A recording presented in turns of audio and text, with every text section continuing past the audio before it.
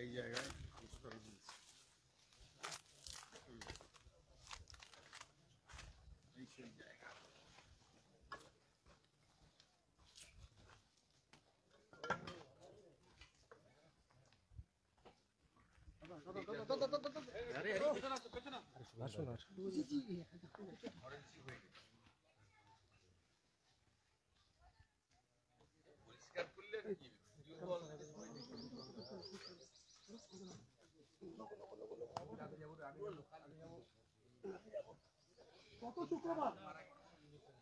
গত শুক্রবার এই কারখানায় বিস্ফোরণ, অর্থাৎ এই বেআইনি বাজি কারখানায় বিস্ফোরণে কেঁপে উঠেছিল।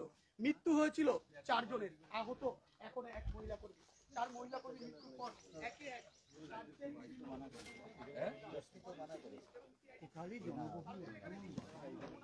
এদের তো দুরকম কথা, ওখানে তো পাশে সিপি বলছে গুলি চলেনি ব্যারাকপুরে, আর এমএলএ এমপি বলছে যে এখানকার চেয়ারম্যান বলছে যে ট্রেড লাইসেন্স ছিল। আর কি আছে কিছু বলবেন? আমি ওই মৃতদের ওখানে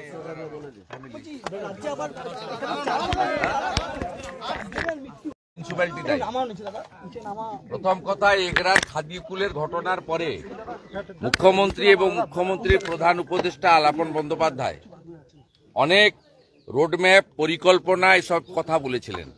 তারপরে এরকম একটা ঘন জনবসতিপূর্ণ এলাকার মধ্যে এই ধরনের বেআইনি বিস্ফোরক, এটাকে বাজি বলবো না, এটার এনআইএ হওয়া উচিত। এটা কেন হয়েছে? ঠিক নৈহাটির ক্ষেত্রে যেমন আগের সিপি বলেছিল যে গুলি চলেনি, ওখানকার এমপি এমএলএ বললেন গুলি চলেছে।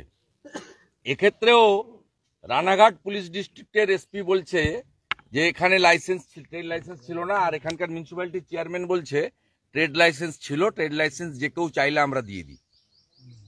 এইরকম একটা জায়গায় যেখানে কত মানে ডেন্সিটিটা দেখুন, একটা থিকলি পপুলেটেড জোন, চারিদিকে পাকা বাড়ি, এ তো ক্যাজুয়ালিটি কম হয়েছে, আমরা ঈশ্বরকে ধন্যবাদ জানাবো। তবুও 4টে প্রাণ গেছে, আরো একজন মৃত্যুর সঙ্গে পাঞ্জা লড়ছে।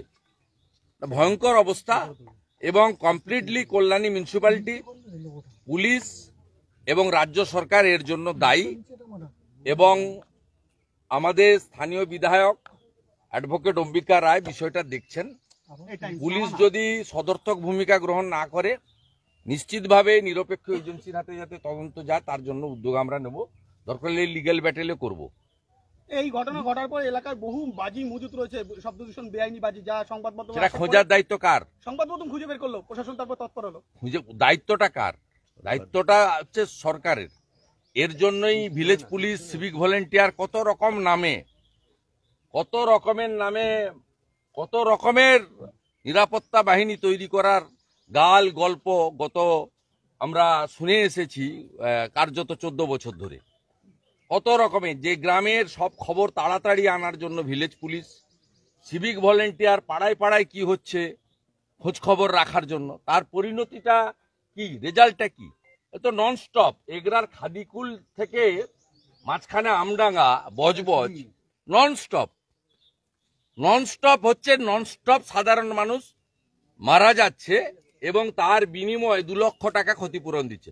আজকে বিজেপি মৃত পরিবারগুলোকে 2,01,000 টাকা দিয়ে এই মুখ্যমন্ত্রীকে বুঝিয়ে দেবে যে জীবনের দাম, একটা ভেজাল মদ খেয়ে মরলেও আপনি 2 লাখ দেন। আর এইভাবে আপনার সরকারের, আপনার পুলিশের, আপনার দলের পরিচালিত পুরসভার অবহেলা এবং কার্যত অত্যন্ত দায়িত্ব জ্ঞানহীনতার পরিচয়ের জন্য এই মৃত্যু হয়েছে, যেখানে আপনার অন্তত 50 লক্ষ টাকা করে ক্ষতিপূরণ দিয়ে এখানে পৌরসভার চেয়ারম্যানকে আর পুলিশকে দাঁড় করিয়ে পানিশমেন্ট দেওয়া উচিত ছিল। সেটা না করে আপনি 2 লক্ষ টাকার চেক দিয়েছেন। ভারতীয় জনতা পার্টি আজকে 2,01,000 টাকা করে এই পরিবারদের হাতে তুলে দিয়ে মুখ্যমন্ত্রীকে আমরা প্রমাণ করব রাজ্যের বিরোধী দল যেটা পারে আপনি সরকারি থেকে সেটা পারেন না। তৈরির কথা বারবার বলছেন।